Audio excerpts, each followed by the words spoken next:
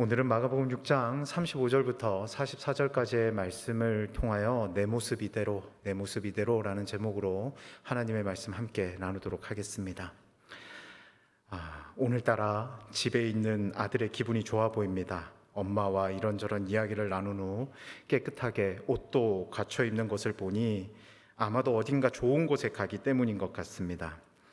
그런데 잠시 후 아이의 엄마가 저와 제 친구 넷 그리고 물고기 친구들 둘을 한 보자기에 싸더니 기뻐하는 아들의 손에 들려줍니다. 아무리 기분이 좋아도 좀 천천히 좀 가지. 아들이 기분이 좋은 게 확실합니다. 중간중간 우리가 담긴 보자기를 가만두지 않습니다. 뱅글뱅글 돌려지기도 하고 박자 맞춰 뛰어가는 통에 우리는 몸이 들썩들썩하기도 합니다.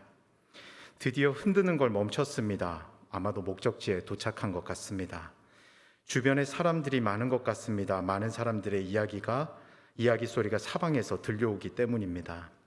그런데 어떤 어른 남자의 목소리와 함께 사람들의 목소리가 점차 줄어들더니 그 어른 남자의 목소리만 들립니다. 하는 이야기를 듣고 있자니 천국이라는 단어도 들리고 하나님이라는 단어도 들리는데 처음 듣는 이야기지만 들으면서도 또 듣고 싶을 정도로 재미가 있습니다. 그렇게 이야기를 들으며 시간을 보내고 있는데 주변 사람들의 수군대는 소리가 들리면서 몇몇 남자들의 시끄러운 외침 소리가 들립니다. 혹시 주변에 빵가게 있을까요? 혹시 주변에 큰 식당은 없습니까?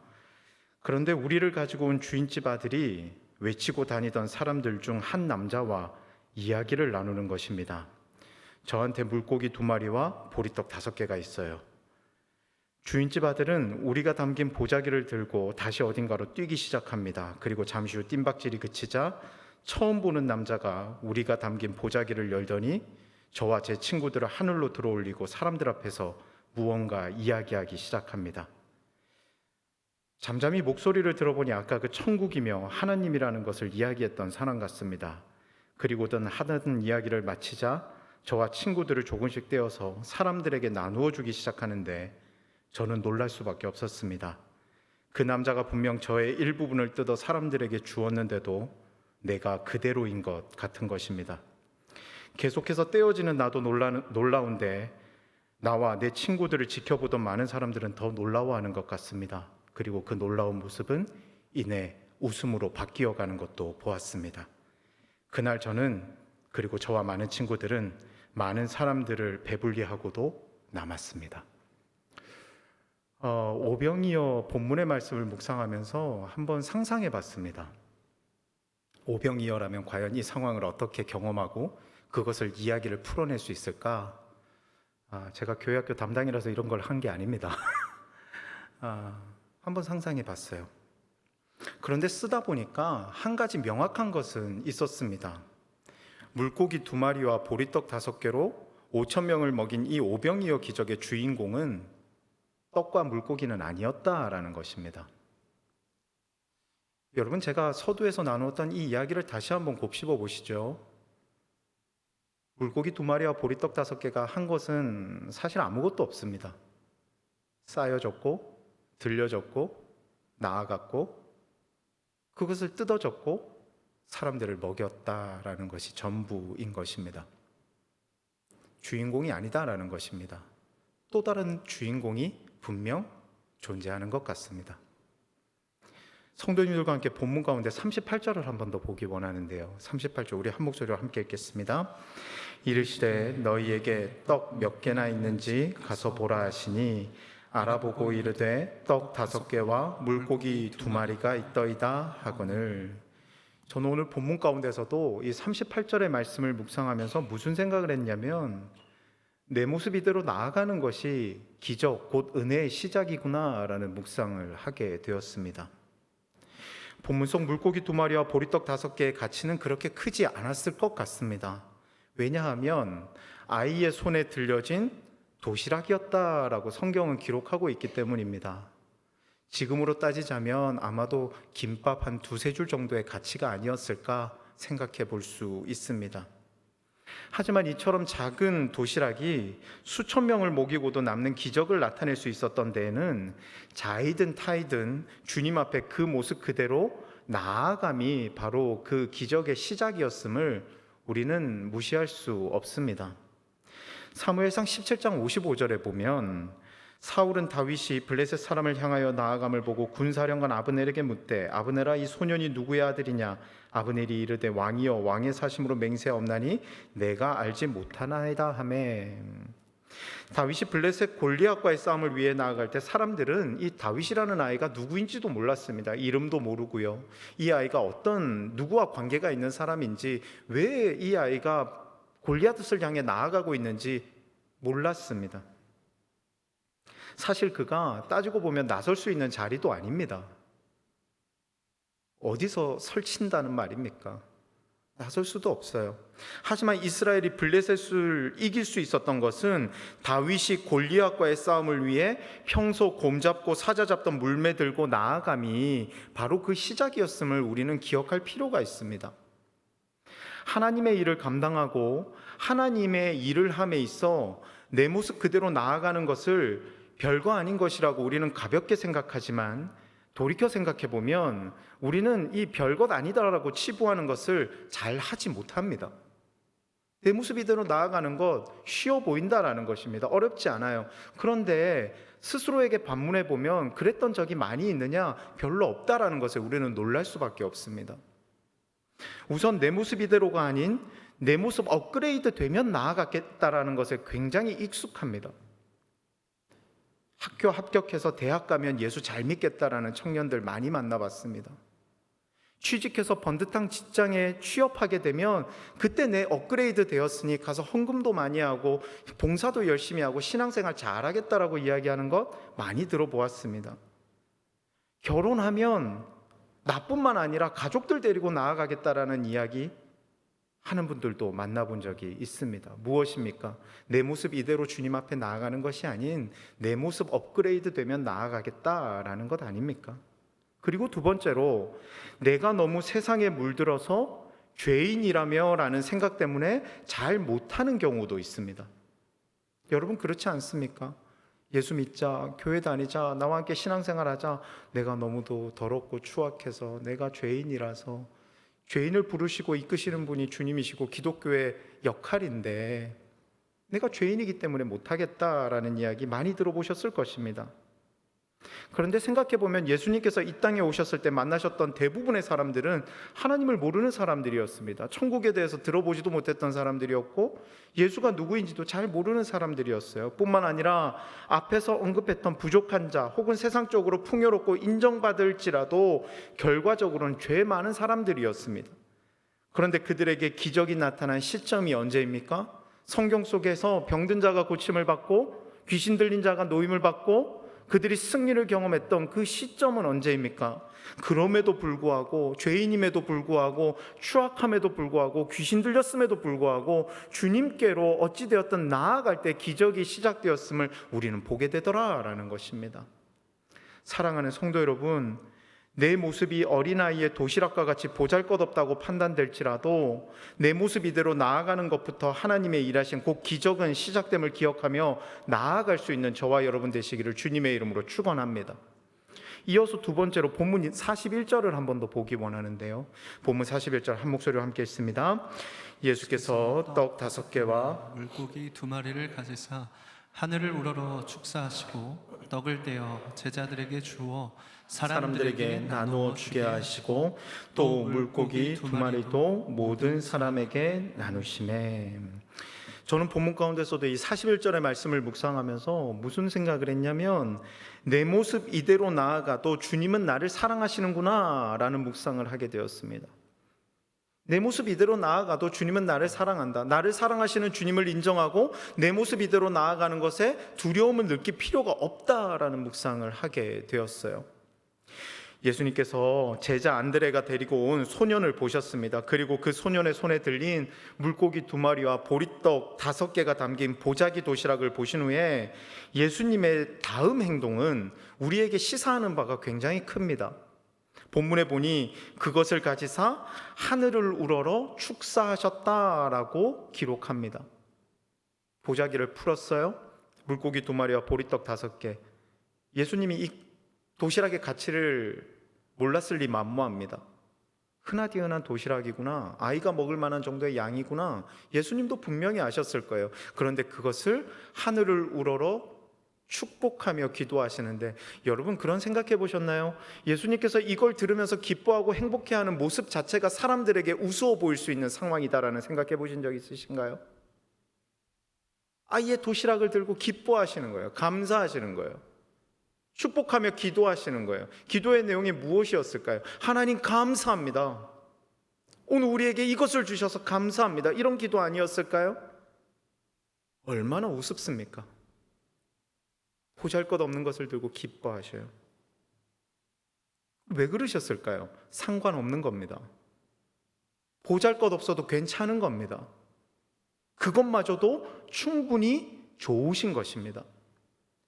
예수님께서는 커서 많아서 사랑하시는 분이 아니시고요, 그렇다고 작고 연약하다고 해서 사랑하시는 분이 아니심을 우리는 기억해야 합니다. 우리는 오해하고 신앙생활해요. 뭔가 작아야만 주님께서 나를 더 받아주실 것 같아요. 내가 무언가 뭔가 연약함이 있을 때만 주님께서 내 기도를 들어주실 거라고 착각해요. 그렇지 않아요. 예수님 그런 분 아님을 오늘 본문은 우리에게 말씀하고 있다라는 거예요. 누가복음 19장 2절에 보면 삭개오라 이름하는 자가 있으니 세리장이요 또한 부자라. 세리장은 그 시대에 돈을 만지던 사람입니다. 그 시대에 어느 정도의 지위가 있던 사람이에요. 그리고 삭개오를 향해서 성경은 뭐라 기록한다고요? 부자였대요. 돈 많았대요. 부자 삭개오가 예수님을 만나 자신의 집으로 모시기 전 그는 자신의 부를 모두 다 포기하고 예수님을 만난 것이 아니었어요. 부자인 상태로 뽕나무에 올라간 거예요. 부자인 상태로 주님께서 내가 너희 집에 거하겠다라고 했을 때 주님 오십시오라고 해서 자신이 거주하고 있던 그 넓은 집, 좋은 것을 준비하여 주님을 모셨어요. 우리는 오해하지 말아야 하는데요, 주님은 우리를 사랑하시지 나를 사랑하시지 미사 여구가 포함된 우리 혹은 나를 사랑하는 분이 아님을 우리는 분명히 기억해야 돼요. 주님은 돈 많은 우리를 사랑하는 분이 아닙니다. 연약하고 힘없는 우리를 사랑하시는 분이 아니셔요. 기도 많이 하는 우리를 사랑하시는 분이 아니시고, 성경 백독한 우리를 사랑하는 분이 아니시고, 봉사 많이 하는 우리를 사랑하시는 분이 아니시고, 죄 지은 우리를 사랑하시는 분이 아니시고, 우리를 사랑하시는 분이셔요. 근데 우리는 뭐한 우리여야만 나를 사랑하신다라고 착각하며 살아간다라는 거예요. 내가 이렇게 해야만 주님께서 나를 사랑하실 거다라고 오해하며 살아간다라는 거예요. 단지 우리를 사랑하시기에 우리에게 가장 좋은 것을 허락하시고 우리를 온전케 되도록 이끄시는 분이 바로 우리의 주님이시다라는 것을 우리는 잊지 말아야 된다라는 것입니다. 누가복음 19장 8절에 보니까 삭개오가 서서 주께 여짜오되 주여 보시옵소서, 내 소유의 절반을 가난한 자들에게 주겠사오며 만일 누구의 것을 속여 빼앗은 일이 있으면 네 갑절이나 갚겠나이다.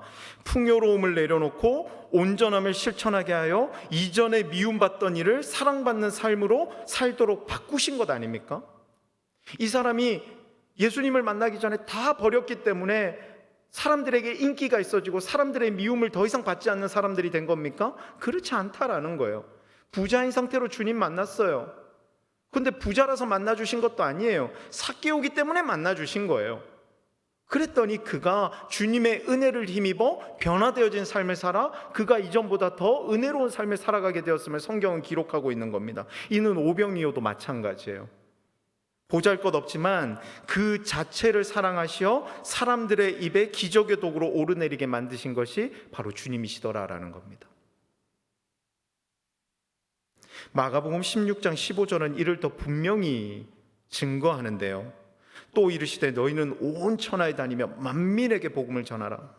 보잘것없는 아이의 도시락을 사랑하신 주님의 관심은 미사여구에 있지 않고 모두임을 설명하는 말씀입니다.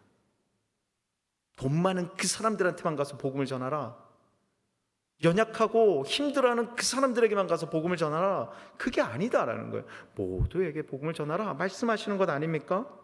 특별한 상태나 상황에 있는 사람만이 아니라 어떤 상태건 사랑하시는 분이 바로 나의 하나님, 나의 주님이심을 말씀하고 있는 부분이에요. 사랑하는 성도 여러분, 주님은 우리가 어떤 상태나 환경인지에 집중하시는 분이 아닌 내 모습 그대로 사랑하시는 나의 주님이심을 기억하며 사랑받는 자녀로서의 당당함을 놓치지 않는 저와 여러분 되시기를 주님의 이름으로 축원합니다. 저와 여러분 힘들다고 사랑하시는 분이 아니셔요. 지금 내 모습 그대로 사랑하시는 분이셔요. 이미 여러분의 아픔에 함께 아파하고 계시고, 여러분의 풍요로움에 함께 기뻐하고 계시고, 여러분의 상황 가운데 함께 집중하고 계시는 분이 바로 나의 주 하나님이심을 우리는 기억해야 된다라는 거예요. 이어서 마지막 세 번째로 본문 42절을 한 번 더 보겠습니다. 우리 한 목소리 함께 읽습니다. 다 배불리 먹고. 다 배불리 먹고. 저는 오늘 본문 가운데서 이 마지막 42절의 말씀을 묵상하면서 무슨 생각을 했냐면, 내 모습 이대로 나아갈 때 하나님께서 일하셔서 하나님으로 인해 쓰임받을 수 있구나라는 묵상을 하게 되었어요. 내 모습 이대로 나아갈 때 하나님께서 일하셔서 하나님으로 인해 쓰임받을 수 있구나. 어찌 보면 이 짧은 다 배불리 먹고 이 본문의 말씀은 이 9절 오늘 본문 말씀의 하이라이트예요. 내 모습 이대로 주님 앞에 나아갔습니다. 내 모습 이대로를 사랑하는 주님께서 나를 통해 일하셨습니다. 내 모습 이대로 나는 하나님의 도구가 되었고 기적을 경험했습니다. 서두에 나누었던 오병이어의 입장에서 나누었던 이야기 기억하시나요? 오병이어가 한 건 아무것도 없어요. 그 모습 그대로 주님 앞에 나아가서 보자기가 펼쳐졌습니다. 오병이어 모습 이대로 사랑하는 주님께서 들어서서 축사하시고 떼시며 일하셨습니다. 오병이어 모습 그대로 하나님의 도구가 되었고 스스로뿐만 아니라 많은 사람들이 기적을 경험했습니다. 물이 변하여 포도주가 되어 잔치를 잘 마치게 한 사건, 내세울 것 하나 없던 시골 어부가 사람을 낚는 영혼의 어부가 되어 주의 복음이 열방으로 퍼질 수 있는 계기를 마련한 것, 그리고 본문의 오병이어 기적 등 어찌 보면 이 모든 것이 주님을 통해 무언가가 혹은 누군가가 도구가 되어 이루어진 사건들입니다. 한 번은 제가 예전에 사역하던 교회 청년들과 함께 선교를 갔어요. 선교를 갔는데 제가 선교지에서 사역했던 곳으로 선교팀 아이들을 데리고 갔어요. 청년들을 함께 갔어요. 매일매일 현지 사역자가 사역하는 그 교회에서 하루 일정 여름 성경학교를 열어주고 캠프를 열어주고, 제일 마지막 시간 우리가 떠나오기 전에 그 선교지 현지 사역자들 몸에 다 손을 얹고 기도를 했어요. 근데 그 기도할 때마다 제가 울면서 기도했어요. 그러니까 청년들이 물어보는 거예요. 목사님 왜 그렇게 우세요? 목사님 그만 좀 우세요. 왜 그렇게 우세요? 그렇게 이야기를 하는 거예요. 그때 제가 왜 울었냐면요, 울음이 났냐면요, 그 현지 사역자들이 저와 함께 2년 동안 신학교에서 사역했던, 신학교에서 함께 배웠던 친구들이었어요. 저는 가르치고 그 친구들은 저에게서 성경을 배우고 찬양을 배우고 만들기를 배우고 했던 친구들이었어요. 그런데 그 친구들이 장성하여 결혼하고 교회를 세우고 그들이 그곳에서 사역을 하고 있었던 거예요. 근데 그 모습이 대견하기 때문에 기도를 하면서 눈물을 흘린 것도 있지만 제 자신을 돌아보면서 눈물을 흘릴 수밖에 없었어요. 왜 그러냐면 제가 제 자신을 가장 잘 알잖아요. 저의 부족함을 잘 알잖아요. 그런데 하나님께서 강권적으로 일하셔서 저를 그 나라 땅에 보내셨고 그곳에서 사역하게 만드셨거든요. 근데 하면서도 참 불안함이 있었어요. 나보다 더 좋은 사역자가 와서 가르쳤으면 더 좋지 않았을까? 그게 아니다라는 걸 보여주셨기 때문이었어요. 저의 잘남이 아니라 하나님께서 부족한 나를 사용하셔서 그들에게 말씀을 전하게 하시고 그들에게 복음을 전하게 하시고 그들을 신학교에서 교육하게 하시고, 그랬더니 그들이 배웠던 모든 것들을 자신들이 사역하는 교회에서 하고 있는 모습을 보면서 하나님 나를 통해서도 이렇게 일하시는군요 라는 것에 감격되어 눈물이 흐를 수밖에 없었던 경험이 있었어요. 사랑하는 성도 여러분, 지금 혹시 여러분 가운데 두려워하거나 주저하고 있는 부분이 있으십니까? 내 모습 이대로 주님께로 나아갈 수 있는 저와 여러분 되시기를 주님의 이름으로 축원합니다. 의심하지 마십시오. 걱정하지 마십시오. 주님께로 온전히 나아가면 주님께서 일하시는 겁니다. 여러분, 오병이어가 스스로 몸을 떼어서 사람들에게 나누어 준 것 아닙니다. 주님께서 축사하시고 주님께서 들어 사용하셔서 주님께서 그들에게 일하시고 역사하셔서 지금 성경에 기록되고 기적의 도구가 되었음을 우리는 알고 있지 않습니까? 여러분, 두려워하지 마십시오. 우리가 해야 할 것은 자이든 타이든 주님 앞으로 나아가는 겁니다. 내 모습 이대로 주님 앞에 나아가는 겁니다. 몸이 약할지라도, 건강할지라도, 돈이 많을지라도, 부족할지라도, 마음에 근심 걱정 어려움이 있을지라도, 내 마음 가운데 평안이 흘러넘칠지라도 지금 이 모습 그대로 주님 앞에 나아갈 때 주님께서 나를 통해 일하시고 하나님 나라의 역사를 이루어 가시며 우리는 그 기적을 경험하게 되는 것입니다. 사랑하는 성도 여러분, 바라기는 주인공이신 주님을 주어 삼아서 담대히 나아가는 저와 여러분 되시기를 주님의 이름으로 축원합니다.